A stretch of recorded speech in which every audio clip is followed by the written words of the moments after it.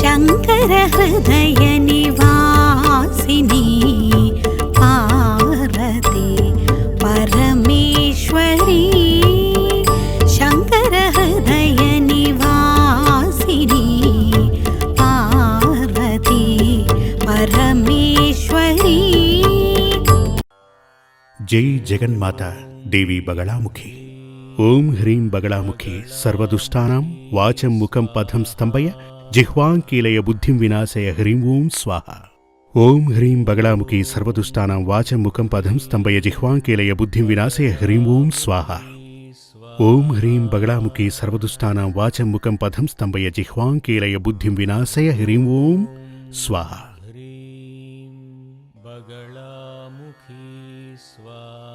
టీవీల్లో ఈ కార్యక్రమాన్ని చూస్తున్నటువంటి వీక్షకులందరికీ పలు రకాల ప్రశ్నలు, ఇది చూసిన వారికి వారి మనసులో ఏర్పడ్డ ప్రశ్నలకు, అంటే వాళ్ళ ఇళ్లల్లో జరిగే సంఘటనలను బేస్ చేసుకుని ప్రశ్నలను ఉత్తరాల ద్వారా ఈ సూర్యమంగళానికి పంపించి అడగటం జరిగింది. వాటిల్లో చాలా ముఖ్యమైన ప్రశ్నలకు, అంటే ఇటువంటి ప్రశ్నలు చాలామంది మనసుల్లో ఉద్భవించుంటాయి. అలా ఉన్నటువంటి ముఖ్యమైన ప్రశ్నలకు మాత్రమే కొన్ని సమయాలలో నేను సమాధానమిస్తుంటాను.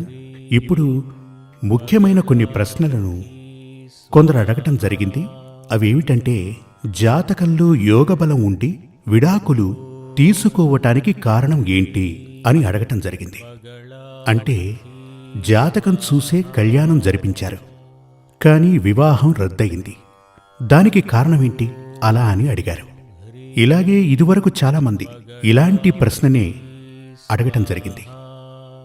ఆ ప్రశ్నకు సమాధానం చెప్తాను. జాతకంలో యోగబలం ఉండి వివాహం రద్దవటానికి పలు కారణాలున్నాయి. ఒకటి, మీరు జాతకాన్ని చూపించిన స్థలం, జాతకాన్ని పరిశీలించిన ఆ వ్యక్తి, ఆ ఆచార్యుడు సరిగ్గా శాస్త్రాన్ని చదివిన వారు అయ్యి ఉండరు.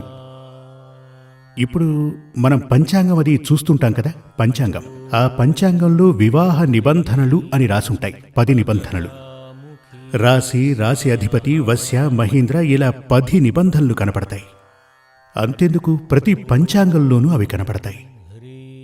మీరు జాతకాన్ని తీసుకెళ్లి ఒక ఆచార్యునికి అప్పగించే ముందు శాస్త్రీయ విధానంలో జాతకాన్ని చూసే, అంటే జాతకాన్ని చూసి ఫలాన్ని మనకు చెప్పే విధానం గనక అతనికి తెలియకపోతే అతను ఏం చేస్తాడు అంటే, వెంటనే పంచాంగాన్ని చేతికి తీసుకుని రేవతీ నక్షత్రానికి అశ్విని నక్షత్రం ఎంతగా సరిపోతుందేంటో అందులో రాసుంటారు. దానిని చూసి ఆయన చెప్తారు, ఈ నక్షత్రానికి ఆ నక్షత్రం 8 విధాలా సరిపోతుంది, 10 విధాలా సరిపోతుంది అని చెప్పి మనకిచ్చేస్తారు. కొందరైతే మరి పర్సంటేజ్లు ఇస్తుంటారు. 75% సరిపోతుంది, 85% సరిపోతుంది అని చెప్పి రాసిస్తూ ఉంటారు. వీటిని నమ్మి వివాహం చేసుకుంటే చివరికి పెను ప్రమాదాలు కొని తెచ్చుకున్నట్టే. దానికో చిన్న ఉదాహరణ చెప్తాను. ఒక వివిఐపి నా దగ్గరికి ఆయన వచ్చి కళ్యాణానికి నన్ను ఆహ్వానించడానికి వచ్చారు, కళ్యాణ పత్రిక ఇవ్వడానికి వచ్చాడు. అప్పుడు నేను ఊరికే ఉంటే సరిపోయేది. ఉన్నా కూడా నేను అడిగాను, ఎప్పుడు పెళ్లి పెట్టుకున్నారు, ఎక్కడ పెళ్లి పెట్టుకున్నారు, ఇలాంటివన్నీ అడిగాను. ఎందుకంటే వారి జాతకం నా దగ్గర ఉంది. కానీ వివాహాన్ని ఫిక్స్ చేసిన కాలం, సమయం, ఆ వరుడి యొక్క జాతకాన్ని నేనెప్పుడూ చూడలేదు. అమ్మాయి జాతకం ఎలాగూ నా దగ్గరే ఉంది. మీ అమ్మాయికి పెళ్లి ఘడియలు రాలేదు, మరెందుకు వివాహం చేస్తున్నారు అని అడిగాను. ఎందుకంటే చాలా కాలం తరువాత నేను ఆయన్ని కలిశాను. లేదండి, అనుకోకుండా అలా ఫిక్స్ అయ్యింది. వాళ్ళ ఫ్యామిలీ జ్యోతిష్కుడు ఉన్నాడు, ఆయన దగ్గర చూపించి జాతకం సరిపోతుంది, 8 విధాలా బాగుంది, జాతకం చాలా బాగుంది అనగానే వివాహాన్ని ఫిక్స్ చేశాం అలా అని అన్నారు. అప్పుడు సరే ఓసారి ఆ జాతకం ఇవ్వండి చూస్తాను అనగానే ఆయన జాతకం ఇచ్చారు. ఆ జాతకాన్ని చూసినప్పుడు నేను అదే చెప్పాను, అవును 10 రకాలుగా కలుస్తోంది, 8 రకాలుగా కలుస్తోంది అని. కానీ ఈ పెళ్లి జరగకూడదు.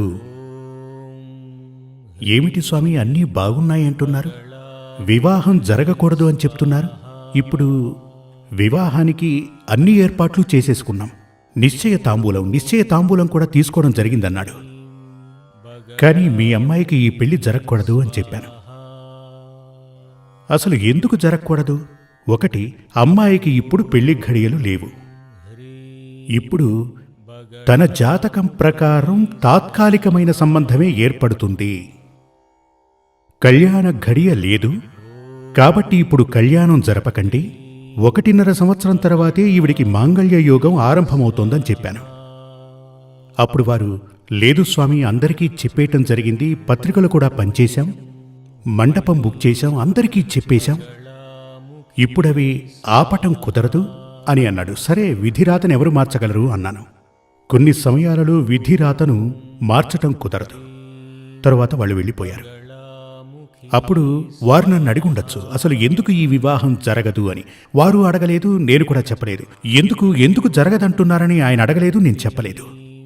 అన్నీ బాగున్నాయి, కానీ పెళ్లి చెయ్యకండి అని నేను చెప్పాను. వివాహం జరిగిపోయింది. వారు అనుకున్న సమయానికే చాలా గ్రాండ్గా పెళ్లి జరిగింది. నేను అప్పుడే ఆయనకు చెప్పటం జరిగింది, ఈ వివాహం జరిగితే మహా అయితే 6 మాసాలు, ఆ తర్వాత వారు విడిపోతారు అలా అని చెప్పాను.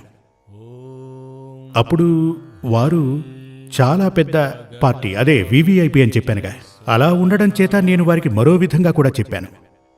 మీరు ఒక పత్రం తీసుకురండి, స్టాంప్ పేపర్, దాంట్లో రాసిస్తానని చెప్పాను. మీరు ఈ వివాహం ఆపు చేయండి అని చెప్పాను.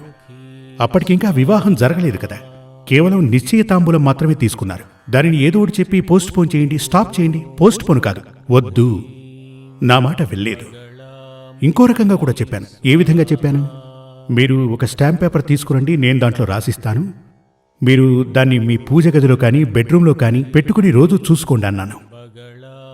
వీరికి వివాహం జరిగితే 3 మాసాలలో విడిపోతారు, మహా అయితే 6 మాసాలు, ఆ తర్వాత కలిసి ఉండరని చెప్పాను.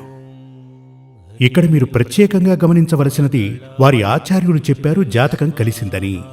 నేను జాతకం కలిసిందనే చెప్తున్నాను, 8 విధాలా కలిసిందని చెప్పాను. కానీ ఆ వివాహం గ్రాండ్గా జరిగింది. అమ్మాయి పెళ్ళయిన తర్వాత ఫారెన్ వెళ్ళిపోయింది. 3 నెలలు గడిచాక అమ్మాయి తిరిగి వచ్చేసింది. అత్తగారింట్లో చెప్పకుండా, భర్తకు చెప్పిందో లేదో ఆ విషయం నాకు తెలియదు. అమ్మాయి వచ్చేసింది. వెంటనే నాకు ఫోన్ చేశారు, స్వామి ఏం జరిగిందో తెలియట్లేదు, అమ్మాయి తిరిగి వచ్చేసింది అని. ఏం జరిగిందో చెప్పట్లేదు, నాకతనితో సంబంధం వద్దు అని చెప్తోంది అన్నారు. నేనన్నాను, మీరమ్మాయిని ఇక్కడికి తీసుకురండి అని. వారు అమ్మాయిని తీసుకువచ్చారు. అప్పుడు ఆ అమ్మాయిని నేను అడిగాను, ఈ కారణం చేతనే కదమ్మా నువ్వు తిరిగి వచ్చేశావు అని ఆ అమ్మాయిని అడిగాను. విషయం ఏంటంటే, ఎవరితో అయితే ఆ అమ్మాయి పెళ్లి జరిగిందో ఆ పెళ్లి కుమారునికి అసలు మగతనమే లేదు. అదే అసలు సమస్య. అసలు పెళ్లి చేసి పంపించడం ఎందుకు? కామశాంతిని పొందుటకు కదూ. 8 విధాలా సరిపోయినటువంటి ఆ జాతకంలో కామశాంతి లేనేలేదు. ధన భాగ్యం గురించి అసలు చెప్పనేలేదు. సంతాన భాగ్యం గురించి లేనేలేదు. రాశాధిపత్యం వశ్యం అని చెప్పబడిన ఆ జాతకంలో సంతాన భాగ్యం ఉందా, కామశాంతి ఉందా, ధనభాగ్యం ఉందా? ఈ 3 గురించి అసలు లేనేలేదు. జీవితంలో ఈ 3 చాలా ముఖ్యం కదా. మనం మీ ఇంట్లో ఎవరైనా అమ్మాయికి పెళ్లి చేస్తున్నారనుకోండి, మీ ఇంట్లో దొరకనటువంటిది అక్కడ దొరకాలి, అందుకే కదా. తిండి గుడ్డ అవన్నీ మీ ఇంట్లో దొరుకుతాయి కదా, మరో ఇంటికి ఎందుకు పంపడం? మన ఇంట్లో దొరకనిది తనకు ఆ ఇంట్లో దొరకాలి అంటే కామశాంతి జరగాలి. అందుకే వివాహానంతరం శాంతి ముహూర్తాన్ని నిశ్చయిస్తారు. అక్కడ ఏం శాంతి లభిస్తుంది? కామశాంతి లభిస్తుంది. దానికంటూ ఓ ముహూర్తం. ఇప్పుడు శుభకార్యాలను మంచి ముహూర్తంలో ప్రారంభిస్తే అవి ఆగకుండా జరుగుతూ ఉంటాయి. వివాహానికి ఓ మంచి ముహూర్తం చూస్తాం, వ్యాపారానికి కూడా ఓ మంచి ముహూర్తాన్ని చూస్తుంటాం. అదేవిధంగా గృహప్రవేశానికి కూడా ఓ మంచి ముహూర్తాన్ని చూస్తాం. ఎందుకిలా మంచి ముహూర్తం చూస్తాం? శుభకరంగా కంటిన్యూగా అది జరగాలి అని. అందుచేతనే కామశాంతి జరగాలి, అది చాలా ముఖ్యమైన విషయమే. అందుచేతనే వివాహం తరువాత శాంతి ముహూర్తం, కామశాంతి ముహూర్తం, అదే దాని అసలు పేరు. ఇప్పుడు పెళ్లి జరిగిన తరువాత, అంటే జాతకాలు చూసి మరీ పెళ్లి చేసిన తరువాత విడాకులు తీసుకోవటానికి ముఖ్యమైన కారణం ఏంటంటే, ఒకటి, అక్కడ తనకు కామశాంతి దొరకటం లేదు. ఈ మధ్య ఈ విడాకుల కేసులు ఈ మధ్య చాలా ఎక్కువగా వస్తున్నాయి. మీరు కావాలంటే కోర్టుకు వెళ్ళి చూడండి. ఫ్యామిలీ కోర్టుకు వెళితే చాలా ఎక్కువగా, ఈ మధ్య మరీ ఎక్కువగా, పోయిన సంవత్సరం కంటే ఈ సంవత్సరం ఎక్కువని చెప్తున్నారు. దానికి కారణం ఏమిటంటే, ముఖ్యమైనది ఈ పురుషులలో ఉన్నటువంటి మగతన లోపం. దానికి ముఖ్య కారణం మనం భోంచేస్తున్నటువంటి ఆహారం, తీసుకునే భక్షణ. కామానికి దానికి ఓ రిలేషన్షిప్ ఉంది. ఇప్పుడు చూడండి, పెళ్ళైన పెళ్లి కొడుకులందరికీ, కొత్త పెళ్లి కొడుకులకి ఈ కామోద్రేకం కలగటానికి కావలసిన పదార్థాలు తినమని చెప్తారు. అందుకే కొత్త పెళ్లి కొడుకుల్ని పిండి పదార్థాలతో పాటు ఆహార పదార్థాలను కూడా బాగా తినమని చెప్తారు. వాటిని భుజిస్తే కోరికలు ఉధృతమవుతాయి. కనుక అదేవిధంగా ఏమంటారు, ఏమనొచ్చు, కొన్ని రకాల పిండి వంటలు భుజించినట్లయితే కామానికి సంబంధించిన ఆలోచనలు ఎక్కువ అవుతాయి. కొందరికైతే సాధారణమైన ఆలోచనలు ఉంటాయి, కానీ ఆ ఎనర్జీని బూస్ట్ చేయడం కోసం ఇలాంటి పిండి వంటలవి పెడుతుంటారు. కానీ ఇప్పుడు మనం భుజిస్తున్నటువంటి ఆహార పదార్థాలు, నిత్య జీవితంలో మనం భుజిస్తున్నటువంటి ఆహార పదార్థాలలో విషం కలిసి ఉంది కదూ. మన ఆహార పదార్థాలలో, దుకాణం నుంచి కొనే వస్తువుల్లో చాలా విషం ఉంది. ఆహార రూపేణా మనం డైలీ విషాన్ని తింటూ ఉంటాం. వాయువు, మనం శ్వాసించే వాయువు ద్వారా చాలా ఎక్కువ పొల్యూషన్, అది కూడా విషమే కదా. తాగే నీరు, ఇటువంటి విషాలన్నీ శరీరంలోనికి వెళ్లటం చేత మనిషిలో ఆ పవర్, సెక్సువల్ పవర్ నెమ్మదిగా అలా తగ్గిపోతూ ఉంటుంది. అందుచేతనే రకరకాల చికిత్సలు, మీరు పేపర్లో చూస్తే రకరకాల యాడ్స్ అవి వస్తుంటాయి. అప్పుడు మగతనం తక్కువగా ఉండటం మొదటిది అయితే, ఇక రెండవది, ఈ మెటీరియల్ లైఫ్లో చాలా ఫాస్ట్గా పరిగెడుతున్నాడు మనిషి. ఇతను బయటకు వెళ్ళి ఓవర్ టెన్షన్ అతనికి ఉంటుంది, ఉద్యోగపరమైనది. సంపాదించాలి అనే ఆ ఆవేశం మనిషిలో ఎక్కువగా ఉంటుంది. తను టెన్షన్తోనే ఇంటికొస్తాడు. ఆ టెన్షన్ కారణం చేత ఈ ఫిజికల్ రిలేషన్ మెయింటైన్ చేయాలన్న ఒక ఆలోచన తనలో ఉండదు. మనిషి మనసులో ఆఫీస్ వర్క్, కంప్యూటర్ ఇలాంటివి ఎప్పుడూ తిరుగుతుంటాయి. ఇవన్నీ కూడా అతనిలో ఉన్నటువంటి, ఏమంటారు, ఆ కామపరమైనటువంటి ఆలోచనలు రాకుండా చేస్తాయి. అలా ఉన్నప్పుడు ఆ కామ సంతృప్తి అతనికి దొరకకుండా ఉంటుంది. ఇది మగాళ్లకు ఉంటుంది, ఆడవాళ్లకు ఉంటుంది. కనుక వివాహ రద్దుకు ప్రధానమైన కారణం కామపూరితమైన సెక్సువల్ పవర్ తగ్గిపోవటం. ఇది జాతకపరంగానూ మనకు తెలుస్తుంది. జాతకం చూస్తున్నప్పుడు ముఖ్యంగా తెలుసుకోవలసిన విషయం, కళ్యాణం చేస్తున్నది కామశాంతి కోసం. అప్పుడు జాతకంలో లగ్నాధిపతి శుక్రుడు, ఈ 2 గ్రహాల ద్వారా కామపూరిత ఆలోచనలు పెంచవచ్చు. ఒకరిలో ఉన్నటువంటి కామపూరితమైనటువంటి ఆలోచనల్ని కొలిచే సాధనాన్ని ఏమంటారు, స్పీడోమీటరా? దానిని కొలిచే గ్రహమే శుక్రుడు, జాతకంలో ఉన్నటువంటి శుక్రుడు. ఎవరికి జాతకంలో శుక్రుడు నీచ దశలో ఉంటాడో, 8వ స్థానం, జాతకరీత్యా లగ్నం నుంచి 8వ స్థానంలోనే సెక్సువల్ ప్లేస్ ఉంటుంది. ఆ 8వ స్థానంలో గనక పాపగ్రహాలు ఉండి ఉంటే, అక్కడున్న 8వ భావాధిపతి నీచ స్థానంలో ఉండి పవర్ లేకుండా ఉండి ఉంటే, ప్లస్ శుక్రుడు కూడా నీచ దశలో ఉంటే, అతనికి కామపూరిత ఆలోచనలు అస్సలు ఉండవు. ఇప్పుడు మీరు నన్ను ప్రశ్న అడగచ్చు, అటువంటి వ్యక్తికి పెళ్లి చేయకూడదా అని. చేయొచ్చా లేదా అని కూడా అడగచ్చు. ఖచ్చితంగా అతనికి కూడా పెళ్లి జరిపించి తీరాలి. ఎందుకంటే అతనికి కూడా ఆశలవి ఉంటాయిగా. అప్పుడు ఏం చెయ్యాలి అంటే, ఉదాహరణగా చెప్తాను.